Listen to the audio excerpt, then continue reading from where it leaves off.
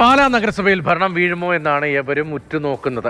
അവിശ്വാസ പ്രമേയ ചർച്ച തുടങ്ങി. അതിനിടെ വിപ്പ് ലംഘിച്ച് കോൺഗ്രസ് കൗൺസിലർമാർ നഗരസഭയിൽ എത്തിയിട്ടുണ്ട്. UDF-നൊപ്പം ഉണ്ടായിരുന്ന 5 കൗൺസിലർമാരാണ് എത്തിയത്.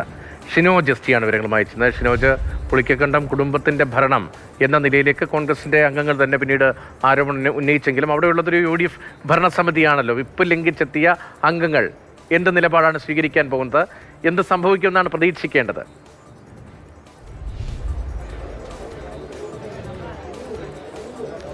പ്രതീക്ഷ, വിപ്പ് ലംഘിച്ചെത്തിയ UDF-ന്റെ കൗൺസിലർമാർ, അതിൽ 4 കോൺഗ്രസ് കൗൺസിലർമാരുണ്ട്, ഒരു കോൺഗ്രസ് വിമതയെ മത്സരിച്ച് വിജയിച്ച കൗൺസിലറുണ്ട്. ഈ 5 കൗൺസിലർമാരും നിലവിലിപ്പോൾ LDF കൊണ്ടുവന്ന അവിശ്വാസത്തെ പിന്തുണയ്ക്കാനാണ് സാധ്യത. നിലവിലിപ്പോൾ നമ്മൾ ഈ ദൃശ്യങ്ങൾ കാണുന്ന കൗൺസിൽ ഹാളിനുള്ളിൽ ഈ അവിശ്വാസ പ്രമേയ ചർച്ച നടക്കുകയാണ്.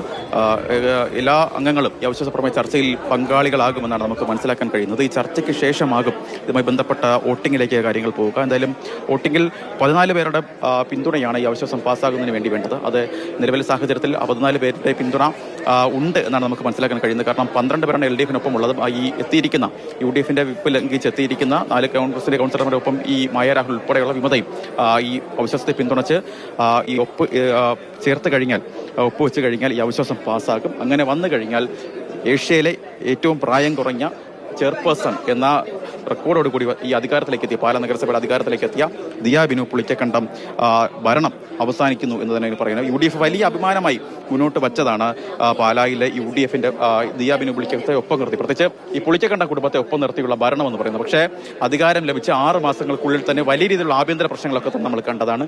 ദൃശ്യങ്ങളിൽ ദിയ ബിനു പുളിക്കക്കണ്ടത്തിന്റെ ഒരു ബോർഡ് ഇവിടെ കാണാം. ബോർഡ് ചിലപ്പോൾ അവിശ്വാസം പാസ്സാവുകയാണെങ്കിൽ ആ ബോർഡിന്റെ കാലാവധി പോലും ഇന്നത്തേക്ക് വേണ്ടി മാത്രമാകുമെന്നാണ് എനിക്ക് പറയേണ്ടി വരും. എന്തായാലും നിലവിലിപ്പോൾ ഈ LDF കൊണ്ടുവന്ന അവിശ്വാസത്തെ പിന്തുണയ്ക്കാനാണ് നിലവിലിപ്പോൾ ഈ 5 കൗൺസിലർമാരുടെയും തീരുമാനമെന്ന് പറയുന്നത്. അകത്ത് നടക്കുന്ന ചർച്ചയിൽ ഉൾപ്പെടെ ഇതുമായി ബന്ധപ്പെട്ട കാര്യങ്ങളാണ് കോൺഗ്രസിന്റെ കൗൺസിലർമാർ മുന്നോട്ട് വയ്ക്കുന്നത്. ഒരു പരിധിവരെ പാസ്സാവാൻ തന്നെയാണല്ലോ ഇപ്പോഴത്തെ സാഹചര്യത്തിൽ സാധ്യത. ഇപ്പൊ വിപ്പ് ലംഘിച്ച കോൺഗ്രസ് അംഗങ്ങൾ വന്ന സാഹചര്യത്തിൽ അവർ എന്ത് നിലപാടെടുക്കുമെന്നത് വ്യക്തവുമാണ്. അപ്പോൾ ഭരണസമിതി വീഴുകയാണെങ്കിൽ ഇനി എന്ത് സംഭവിക്കും? ആര് അധികാരത്തിലേക്ക് വരും? എങ്ങനെയായിരിക്കും ആ സമവാക്യങ്ങൾ രൂപപ്പെടുക?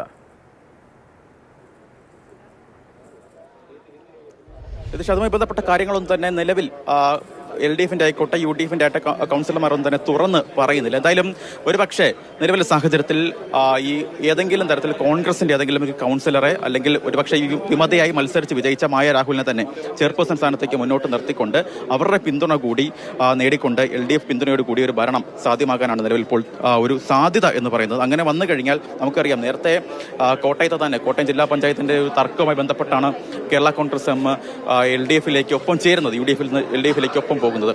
വീണ്ടും വർഷങ്ങൾക്ക് ശേഷം, 6 വർഷങ്ങൾക്ക് ശേഷം അതേ കോട്ടയം ജില്ലയിൽ തന്നെ മറ്റൊരു തദ്ദേശ സ്വയംഭരണ സ്ഥാപനത്തിന്റെ തർക്കവുമായി ബന്ധപ്പെട്ട് കേരള കോൺഗ്രസിന് കൈ കൊടുക്കുന്ന നിലയിലേക്ക് കാര്യങ്ങൾ മാറുന്നു എന്നതാണ് ഇതിലെ രാഷ്ട്രീയപരമായുള്ള കൗതുകം എന്ന് പറയുന്നത്. എന്തായാലും ഒരുപക്ഷെ കേരള കോൺഗ്രസ് എമ്മിന്റെ ഉയർന്ന നേതാക്കൾ, പ്രത്യേകിച്ച് ജോസ് കെ മാണി ഉൾപ്പെടെയുള്ളവർ ഇതൊരു പ്രാദേശിക വിഷയം ആണ് എന്ന തരത്തിൽ ഒരു മറുപടി പറഞ്ഞ് ഇത് ഒതുക്കാൻ സാധ്യതയുണ്ട്. പക്ഷെ അങ്ങനെയല്ല, ഇതിനപ്പുറത്തേക്ക് കേരള കോൺഗ്രസ് എമ്മിന് കോൺഗ്രസ് കൈ കൊടുക്കുന്നു എന്നതാണ് ഇന്നത്തെ ഈ അവിശ്വാസ പ്രമേയത്തിന്റെ ഏറ്റവും പ്രധാനപ്പെട്ട കാര്യം എന്ന് പറയുന്നത്.